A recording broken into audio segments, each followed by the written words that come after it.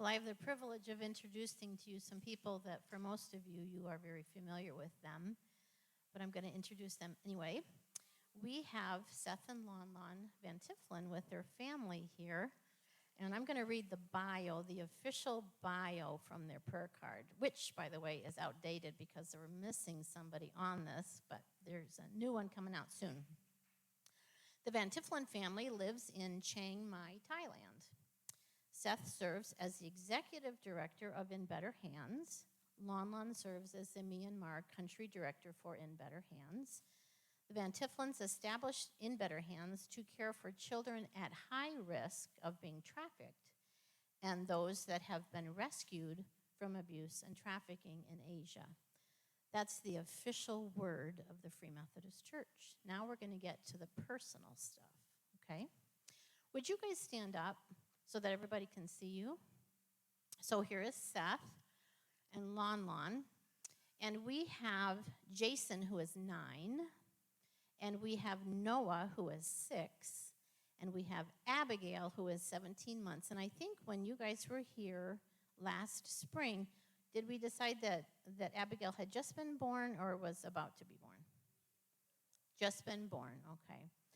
And since that time, Lon actually became a United States citizen in March of 2022. So welcome as a United States citizen. We're so happy for that. Now, Lon, Johanna, would you stand up, please? This is Johanna. She is Lon's niece. And if you guys, some of you might remember Pa Kep, who had come years ago.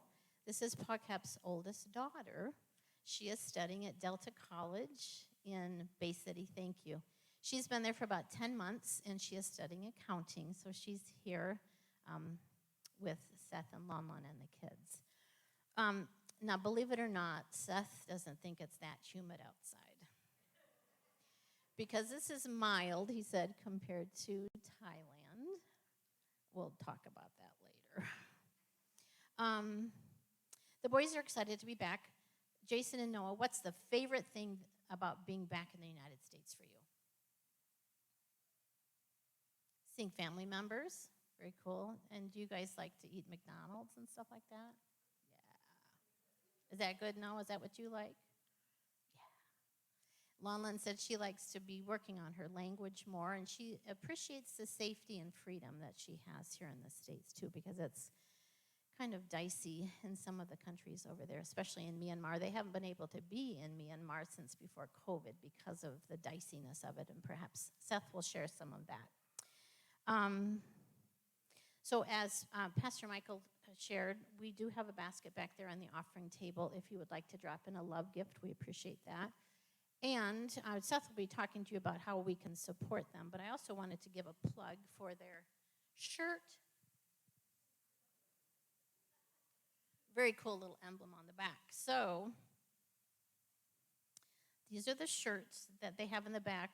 Some of you have probably seen the products that they've had from their In Better Hands store, which they're traveling with another couple that represents them in other churches. So they did bring some shirts, and they have some shirts. These are adult shirts, and they are $20. These are the children's shirts that are $15, and it says, Rescuing Children for Christ in Southeast Asia. Now, this is the deal. If you buy an adult shirt, you get a kid's shirt for free. Free, Free. So, you might have a kid or a grandkid or a neighbor kid that might appreciate that. So, Seth, would you come on up and just share your heart with us? We're so glad that you're here. Can we welcome them?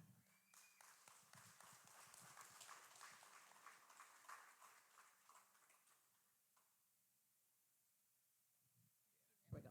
Thank you so much, Judy. So happy to be here with you this morning. It is our first church engagement since we've been back, a whole 2 weeks tomorrow.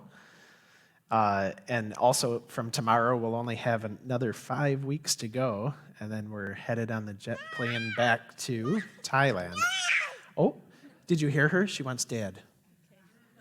Yep, there you go. She wants Dad, right? Oh, she wants the microphone. Okay, So this is Abigail. She's going to sing a song for you. Abigail's 17 months on the 4th of July. This is Jason and Noah. Jason and Noah just went to Bayshore Camp last week.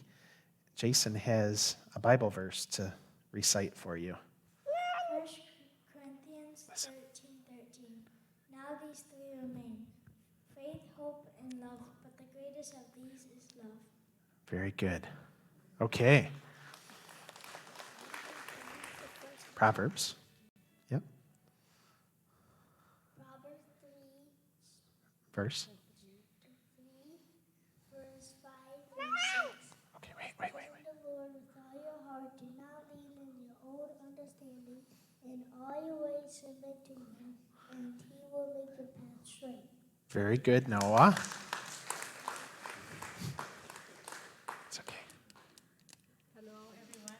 Morning. It's good to be back here, and I'm excited to be here too. Don't touch. And my name is Lon Lon, like if you remember me from last time. And I'm from the country Myanmar, used to be Burma. And please pray for Myanmar. They need peace in Myanmar, in my country. And we are excited to be here today. Thank you all for your prayer and support.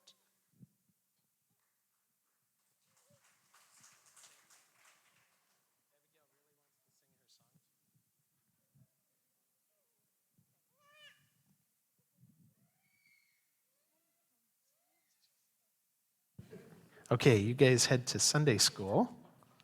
There it is. I turned it off. Thank you. So we got home, and Lon thought we didn't have enough devices in the house that told the time. So she bought a wall clock for our new house. And I was busy on the computer working away. And she said, "Here, dear, can you set this up and get it hung on the wall for me?" So I said, "Okay. But I'm going to finish my work first." And so I worked away 15, 20 minutes more, and then, okay, I can do this. And I unscrewed the 3 screws in the back of the box, and it was a whole mystery of how to get it out of the box. But anyway, got it out, and then I figured out where the battery goes. Okay, take that off, got to unscrew it, take that off. Okay, where's the battery? Got to go find the battery. Found the battery, brought it back, put it in. And I look, and Apple says it's 1019. And I look, and I didn't have to touch the dial. It was 1019. So Lon said that I get the award for the fastest time setter. So be looking for that in the Guinness Book of World Records. I'm the fastest time setter. Okay, I'm looking up here. So we have now been with Free Methodist World Missions for 8 years. We signed on in 2015. It's been a great 8 years. We are reliant on, individual and church support for our own, family support to fly back to the U.S. when needed, to fly back to Thailand and do our work in Asia. So we do really, really appreciate everything you give. Whether you give monthly or however you do it here in the church, but you raise money for the missionaries that this church supports. So we really greatly appreciate it. And just to follow up with what Judy said, yes, these prayer cards are 5 years outdated, okay? 2018, headquarters printed them and gave them to us at General Conference in 2019. But then, of course, we had COVID, and we got back to the field last year, and anyway, we have new cards, but I won't have them in hand for about 2 more weeks. So if you want an updated card, I can make sure and get it to you.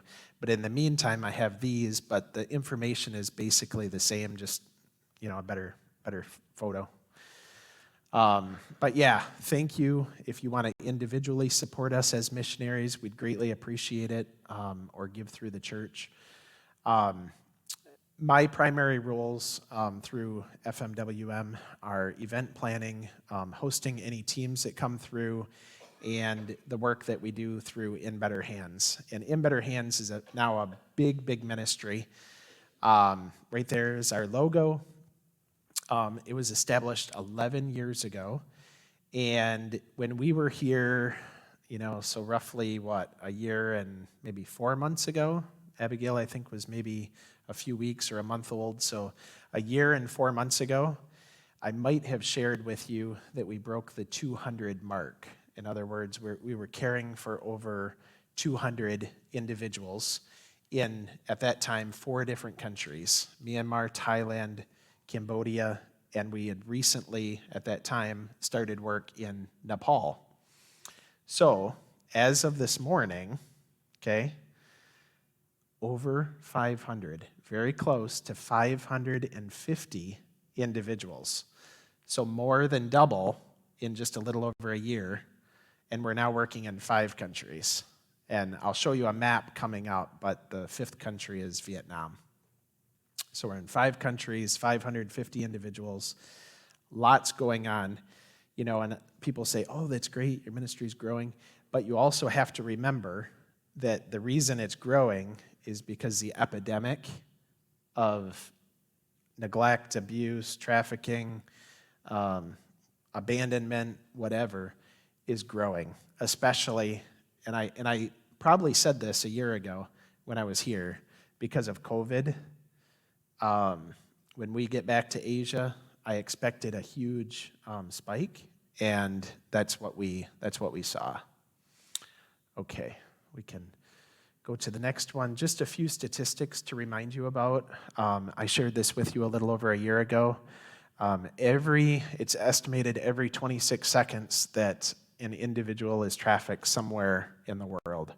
So a lot of trafficking happens in Asia, but of course all across Africa, Europe, North and South America, right here in the United States. By the way, happy Independence Day weekend to everybody.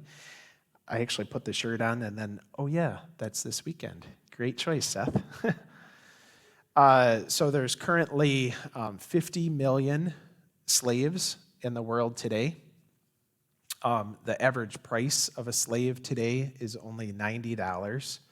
And we have personal, through In Better Hands, we have personal experience with that, especially this last year. And I'll share more as we go through the presentation. But we have literally paid a small amount of money to secure the life of a baby or a child.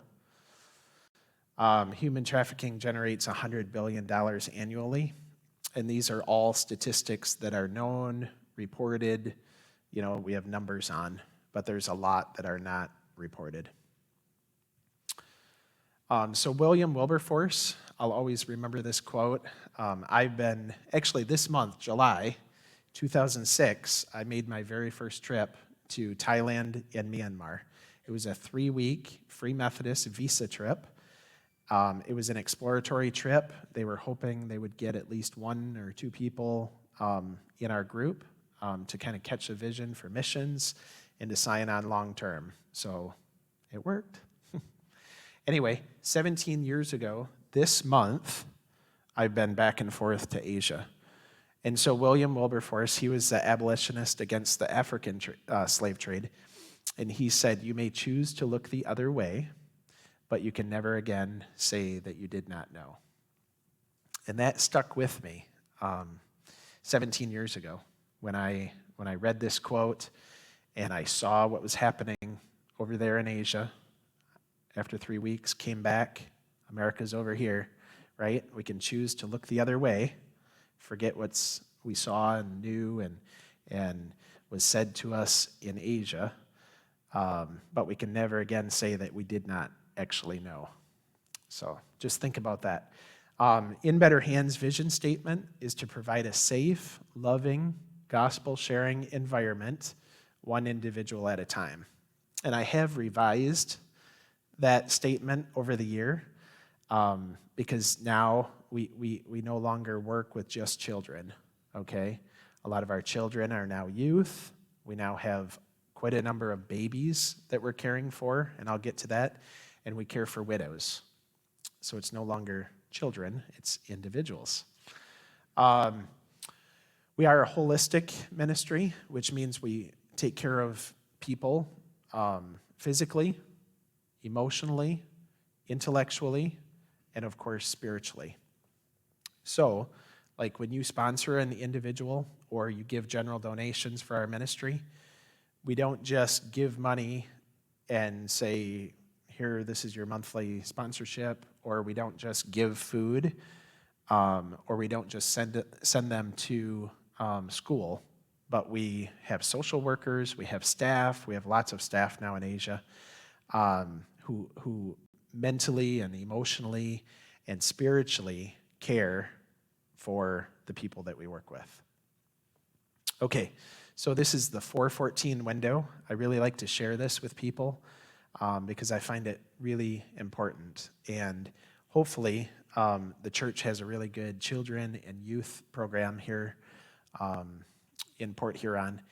Between the ages of 4 and 14, if you hear about Jesus and you have a strong, understanding of who he is between those ages, you have an 85% chance of accepting him rather then or later in life as your Lord and Savior. 85%. But if you first hear about Jesus between ages 15 and 30, the statistic is only 10%. And then if you're 30 plus, which I'm almost 30. No, I'm past that age. Okay, so a young person like me, who's well over 30, you would only have a 4% chance if you first heard about Jesus at that age, okay? So between 4 and 14. So I find our ministry, when we work with even babies, children, youth, really, really important when we think and talk about spirituality and knowing Jesus and having a relationship with him. So there you go. There's the map that I said would come. We're now in 5 different countries. Those are the different countries. Just really, really exciting. You'll see the little star in northern Thailand. That's specifically where my family lives, in northern Thailand, Chiang Mai. Kind of center for all of our ministry work. Lon Lon does a fantastic job in the ministry, and also when I'm traveling, taking care of the kids and all the needs of the family, and so that I can travel and do the work that we need to for the ministry. Okay, so here are 4 different models of our ministry. But first, I have to tell you this story that Lon Lon shared with me. There is this mother in Myanmar, and she had like a 8 or 9-year-old daughter, and they lived in the village. But the daughter became very sick, so they had to come to the big city to visit a good doctor and get some kind of medicine in her body. So they came to the city, very, very different than a village in Myanmar, okay? But they saw the doctor knew what it was, prescribed medicine, gave the mother the prescription, took it to the pharmacy, she got the medicine, the pharmacist told her, make sure to shake it well, and then give it to your daughter after dinner. She said, okay. So she went home, they had dinner. She said, okay, dear, come here, we need to take this medicine. And the daughter came up, and the mother got the medicine ready, and she said, okay, hold still. And she put her hands on the girl's shoulders and shook her really, really well, and then gave her the medicine. So looking back on it, it's kind of funny, right? Wasn't funny at the time for the 9-year-old, but she shook her well, and then she gave her the medicine, right? There was a misunderstanding there, a miscommunication, okay? Maybe the doctor or the pharmacist didn't make it clear, or maybe the mother just understood wrong, okay? So anyway, I tell that for 2 reasons. One, I thought it was hilarious, especially knowing the girl was fine.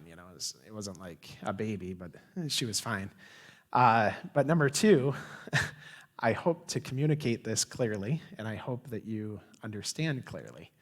about these 4 different models of our ministry. So 11 years ago, when we started In Better Hands, we started with Hope for the Child, okay? And I'm going to walk you through this, but basically Hope for the Child is a child that needs to be in one of our In Better Hands safe homes, okay? They were neglected, abandoned, abused, trafficked,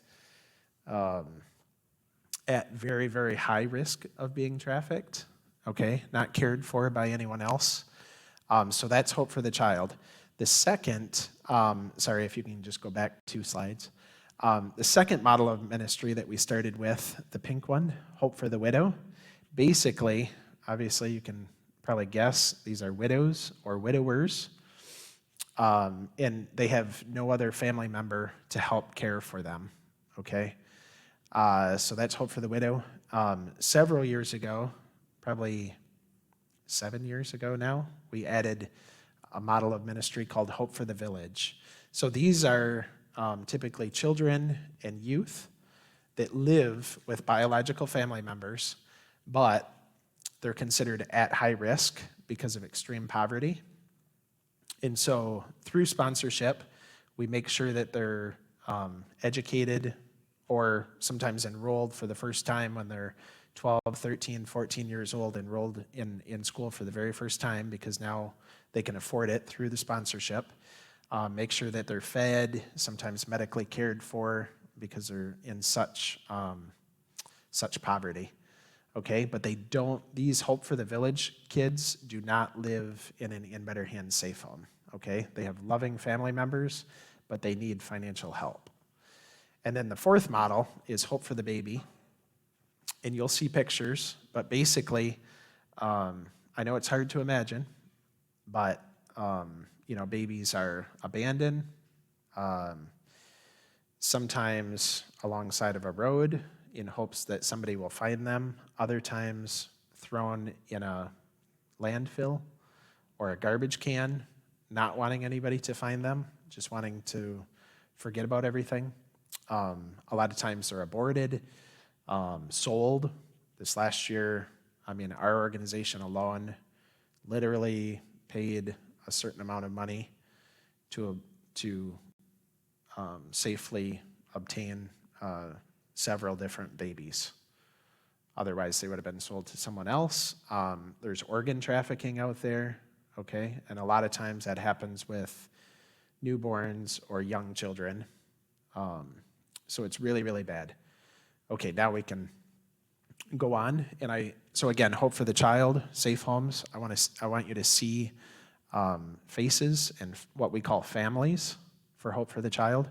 So James 1:27 says that religion that God our Father accepts as pure and faultless is to look after orphans and widows in their distress and to keep oneself from being polluted by the world. So orphans and widows in their distress, okay? So sometimes, often, a lot of times, right? There's widows. We all probably know a widow, right? But not every widow necessarily needs help. Or an orphan. Not all orphans may need help. Maybe they're in some other kind of system or they find someone, but people in their distress. So these, I'll just kind of run through these and show you. These are all updated photos. Grace family, in his love family. You'll see a lot of babies in his love family. If you go back to that just for 1 second, you'll see a lot of babies, and I'll get to that later. Amazing family right here. Okay, Angel's family,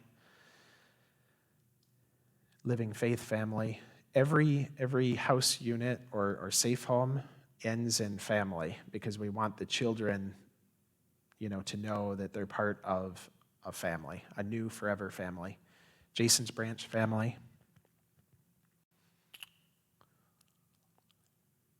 New Life family. And you'll see these are all kind of family size homes. Our rule, and you can pause right here for a second. Our rule used to be, last time I spoke here, was 10 adopted children or less. And by the way, does everybody remember that I came from an adoptive family? My parents adopted, how many? 18 children from 5 different countries. I was one of their biological, but they did adopt 18 children from 5 different countries. So if somebody were to say, like, what's your best family, like In Better Hands family in Asia, I would say these parents right here, Blessed Home Family, are phenomenal, okay? So maybe we're not supposed to have favorites, but they do an incredible job with the ministry. So until 3 weeks ago, maybe it's been 4 weeks now, they had 10 adopted children. So they were kind of like maxed out according to our rule. So the mother and father went to our country director in Myanmar. He came to me and said, these parents have identified 11 more children because of the situation in Myanmar. February 1st, 2021, the military of Myanmar staged a coup on the country. And since then, so 2.5 years, the whole country's been in very turmoil, basically a civil war. One of the girls in this picture, one of the 11, witnessed her mother being shot and killed by the military. So 11 children because of the situation with the military. Absolutely no other parents, no other relatives to care for them. Will you allow them to adopt these 11 more children? So they've now adopted 21 children, and they have 2 biological. So I grew up 2 biological, 18 adopted. So their family is now bigger than the one I grew up in. But, you know, the situation in Myanmar, the fact that we have really, really great parents that I know can do the job well, really, really well. So that's why there's so many children there. Okay, next slide. Lydia's family. Which one is next? I'm trying to remember. Oh yeah, Joyous family. So this is a new family that we've started this last year. Next one. So this is Love Children family. This is another one with 30 plus. There's like 32, sometimes 33. They're getting more and more refugee children into this family because of the crisis. It's really a crisis in Myanmar. So this is another big family. This is all new work that we've started this last year. So this was a project, okay? Sometimes I look for projects, and other times projects just fall on my lap. This was a project that fell on my lap. That is somebody's house. The house belonged to Free Methodist Church members in Thailand, in the city we live in. That's me in the picture walking away, thinking a few weeks after that, I should have walked away from this project. So it's kind of a unique picture there that somebody captured, and I don't know who it was. But it was a disaster. And basically, these people were barricaded. They barricaded themselves.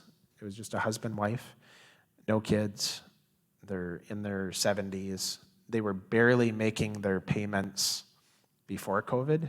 COVID hit, and they just had no income, couldn't pay their debts. They had debt up to here. They were going to lose everything. They were going to be arrested, sent to separate prisons, male here, female there. They didn't know what to do, but they told the local pastor that they would not ever go to prison, that something else would happen. They would not let that happen. So I heard about this Sunday morning in the church. I said, can I see them? So this was Sunday afternoon. This was in September. Yeah, this was in September. Several months after we returned to Asia. This was in September. This was Sunday afternoon. I saw them. I'm thinking, okay, how can I do this? Anyway, long story short, In Better Hands purchased the house. It took exactly 30 days. It was 1 month to basically not flip, because we didn't sell it, but remodel, I guess, to remodel this house inside and out.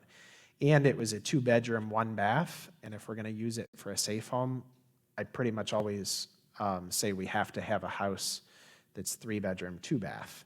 So put on a bedroom addition, put on a bathroom addition, remodel the inside, remodel the outside, clear the trees away from the sidewalks there. Okay, next picture. 1 month. 1 month. Was this a funded project? Not necessarily. No, it wasn't.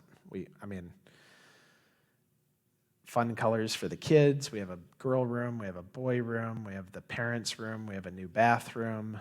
It was, we got done with it, and I told Lon, if we needed a house, or, I would live here. This is, beautiful. Nice community of other houses around. Anyway, turned out fabulous. So it was not funded. I actually never did put any, an appeal out for funding for this. Purchased the house, the full remodel, the full additions, everything. It cost us $65,000, which, in my opinion, is really cheap. Everybody has their own opinions, but especially in Asia, where you have millions and millions. Actually, in Asia, you have billions of people. But in Chiang Mai, in Thailand, we have millions and millions of people, okay? Land alone, without a house, is very expensive. Land with a house, even if it needs to be remodeled, is expensive, okay? There's millions and millions of people, so the price, or the cost of housing is expensive. Okay, next slide. Yeah, so we have Cornerstone Family, another new family. So you can see we've really added a lot of work this last year. So that's, husband, wife, really great people. He's actually the brother of our country director in Thailand.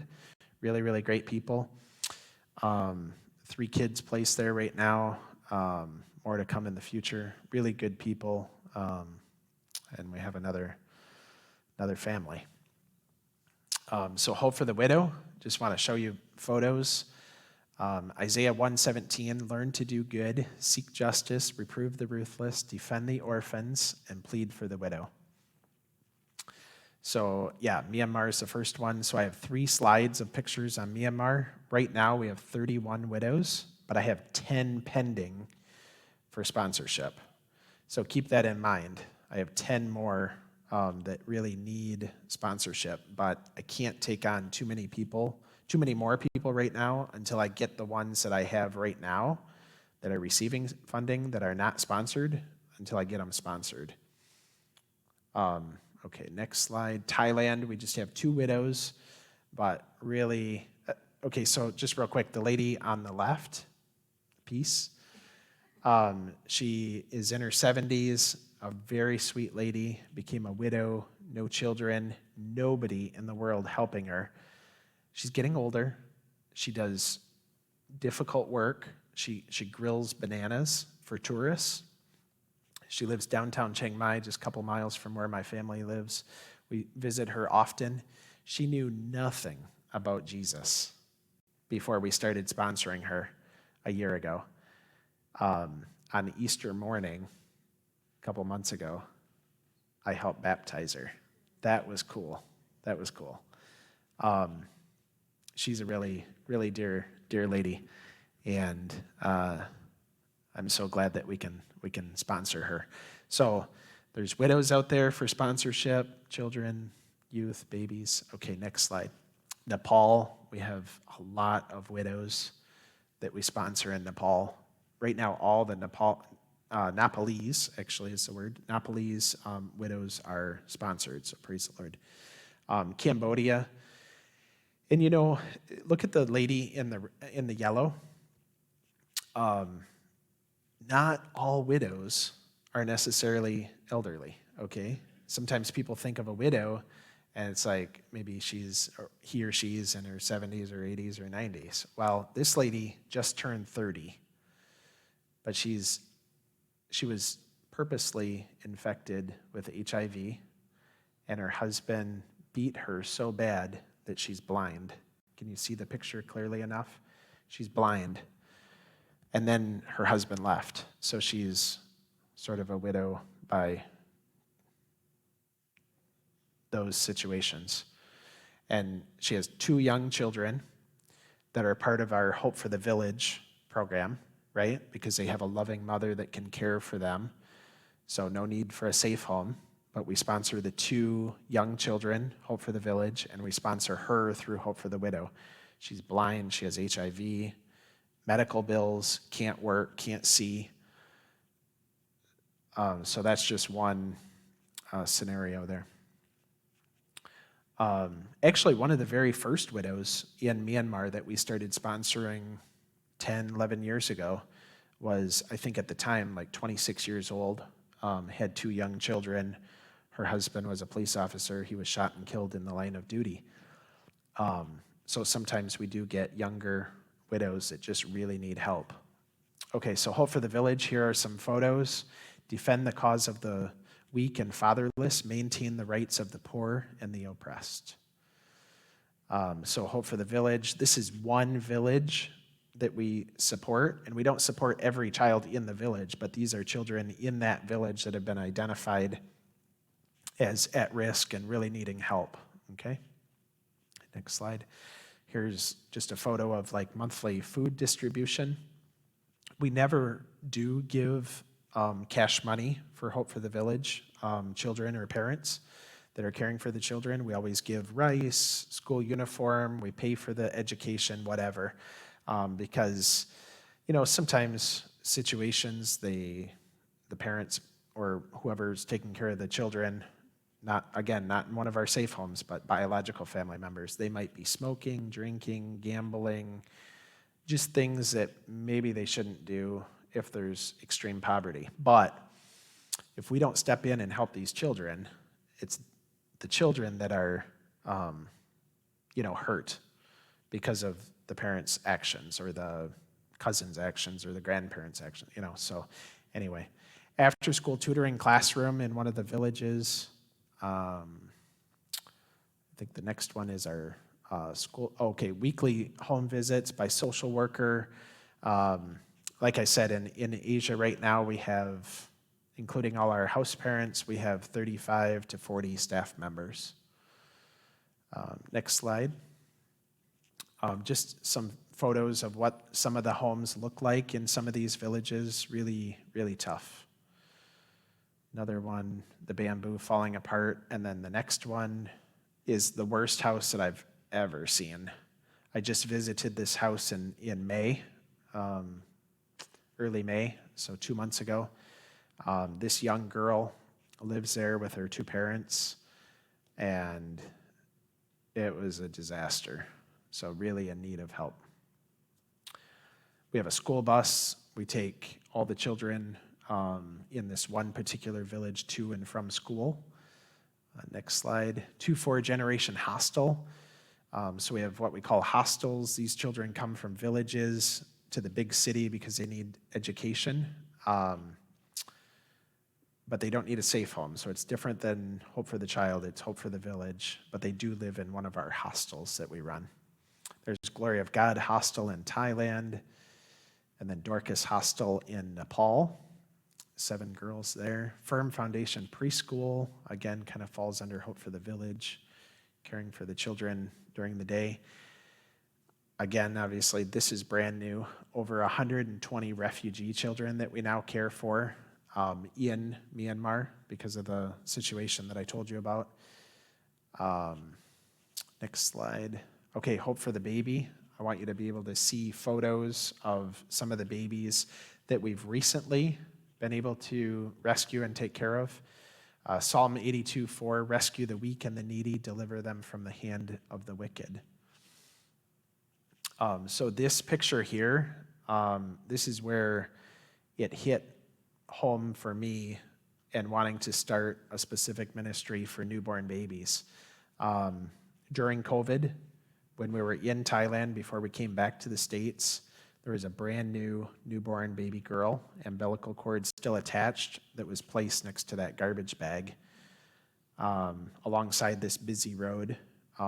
So probably the birth mother that put her there wanted the baby to be found, but at that time, there was no other organization, nobody that would accept the baby or want to adopt the baby. So that's when I knew we really needed to focus on Hope for the Baby. Next slide. This photo, I cropped the photo so you won't see the baby, but this baby was disposed of a couple months ago in a Myanmar landfill. So obviously, the person didn't want the baby to be found or helped or cared for, just totally disposed of. Baby Charlotte was born last year in March. 2 days later, next picture, on the 31st of March, Alice was born. These are just recent babies that we've rescued. Next one, Wanda was born in May of last year. Laura was born on Christmas Day this last Christmas. Barbara was born just after the new year, this year. And then Moses, what day was the 24th last week? About a week ago anyway. Moses was born in Thailand and is now in a great, loving Christian home. So we placed all of these babies, all newborn babies that were either sold to us, abandoned, and we found, or we talked the birth mother out of abortion. Give birth and we'll care for your baby. That's what happened with Moses here. And then Alice, remember Alice was born March 31st of last year. So she's just, a month younger than Abigail. Anyway, that's an adorable picture, whether you think so or not. Alice is praying. And so 4:14 window, this is 1 to 14 window, right? Alice at 1 year old is being introduced to Jesus and how to pray. And okay, next slide. A real quick story here. Don't worry, I like to eat too. I'm going to let you out for lunch. I hear Judy has some good food for us, so we're going to get going here. A really sweet story, and I would encourage you later to read 1 Kings 17, 7 through 16, about Elijah and the widow, and Matthew 6, 19 through 21. But see the older lady on the left in the pink shirt, blue skirt? Do you see her? She is one of our Hope for the widows in Myanmar, receives monthly food support. That's mainly what she needs, food support every month. This picture was taken in Myanmar on Christmas Day. See all the people gathered there? Those are all really hungry people. Children, youth, parents, really hungry people, especially, again, because of the situation in Myanmar, the coup, the fighting, no jobs, really hungry people. And she knew, like every day, there's hungry people all around her. See all those styrofoam boxes? She saved a little bit of money here and a little bit of money there every month, and some food this month that we gave her, and food next month, and she saved for the year, and she provided food, and then she herself shared the gospel with the children, youth, and parents that showed up for a free meal. And you say, that's awesome. Amen. Praise God. Isn't that cool? So that happened on Christmas Day in Myanmar. Same day that baby, who was born? Laura. Yeah. Yep. Baby Laura was born in Myanmar.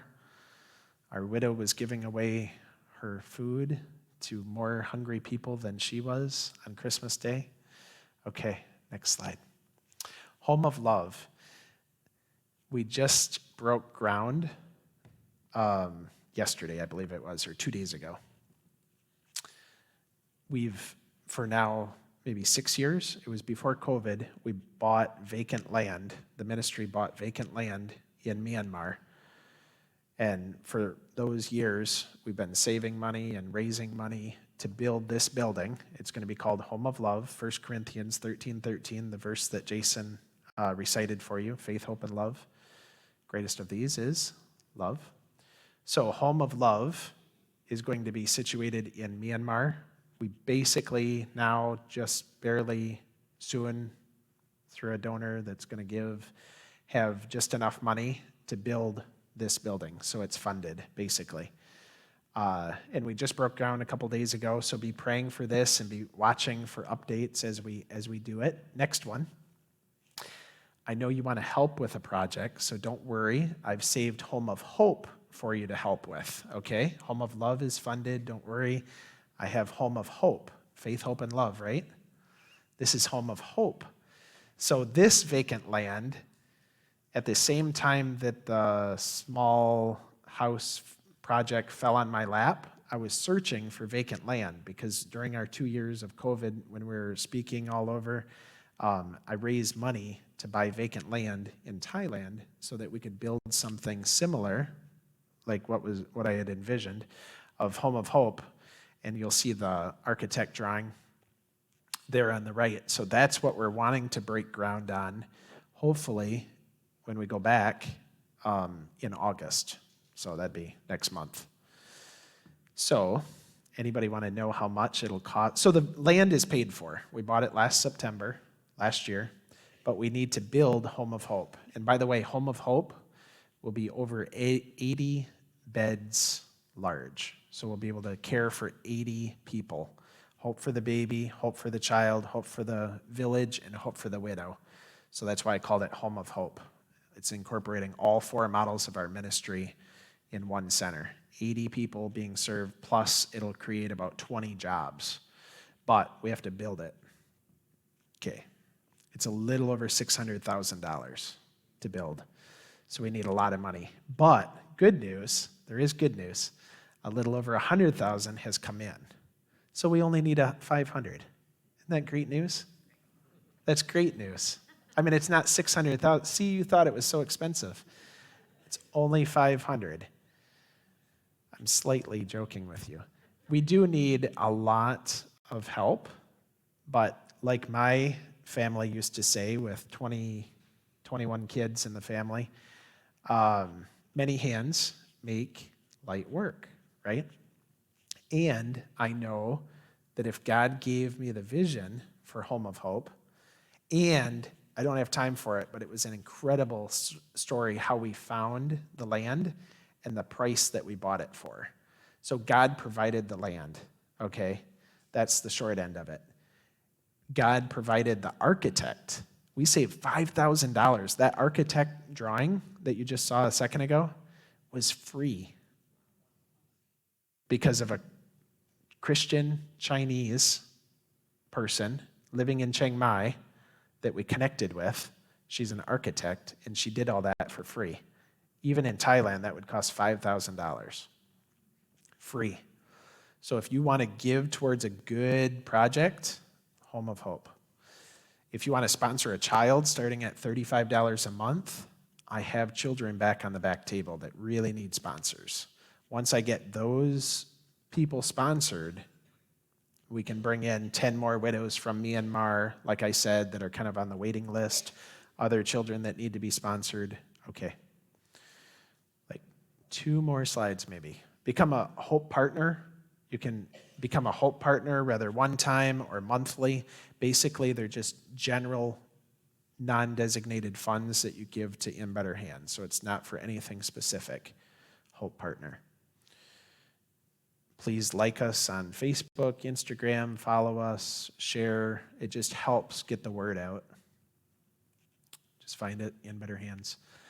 Shop for Freedom. So I would invite you to come back to the table, buy a shirt, get a children's shirt free. Normally I have a lot of product, but Jim and Debbie and Stephanie, they do an awesome job now representing In Better Hands, and they go all over Michigan with our products and sell, and so they have all the products, so that's great. Store for Freedom, just to let you know, we own a small storage facility in Bad Axe. It just helps with all the funding we need for the ministry, so that's why we sell the products. We have this storage option in Bad Axe for people. And I just saw a lady the other day in Bad Axe, and she said, "Oh, I'm so glad to meet you for the first time." I know only her name because she's one of our tenants. She rents 5 units from us. She said, "I just saw your mother the other day," and she explained the whole In Better Hands storage facility to me. Now I know that I'm, through my rent, I'm helping support the ministry. So she was very excited that she's renting from us and not somebody else. Okay, very last slide. I just started a new business for mission. It's called In Better Hands Hope Tours. Basically, for 16 years, I've been leading groups, mission groups, all around Southeast Asia, so it's really nothing new. I'm just turning it into kind of a business now for the mission. But if you're interested in coming to Southeast Asia, one, for just a tour of Southeast Asia, but also to see our ministry work, I would invite you to, there's a card on the back table and all about Hope Tours. And anyway, to consider signing up, coming to see our ministry, touring Southeast Asia. So that's what that is. Thank you so much. Might have gone slightly over time, but you will eat, don't worry. Thank you so much. I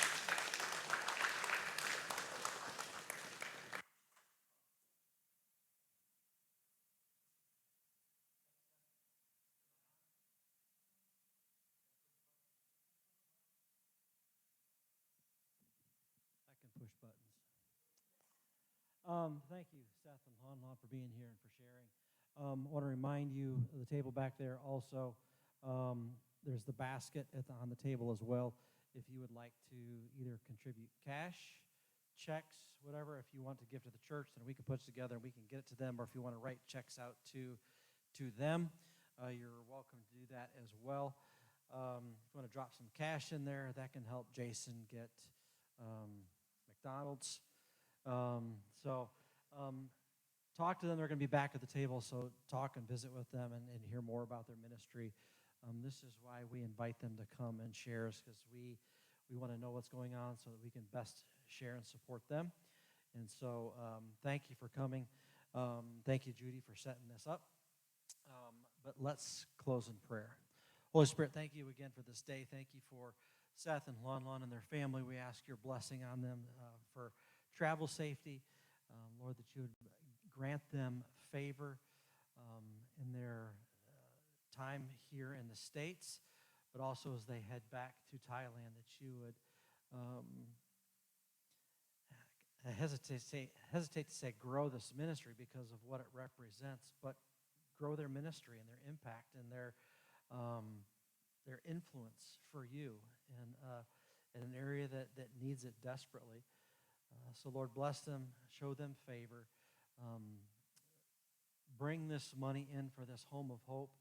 Thank you that this other home is getting built too, and that you would just help everything to come together well, and put it on people's hearts to donate to these ministries. So we thank you. Bless them again, we ask. We want to honor you, and we thank you for their life and their ministry. Give us a great afternoon as well. We pray this in your name. Amen.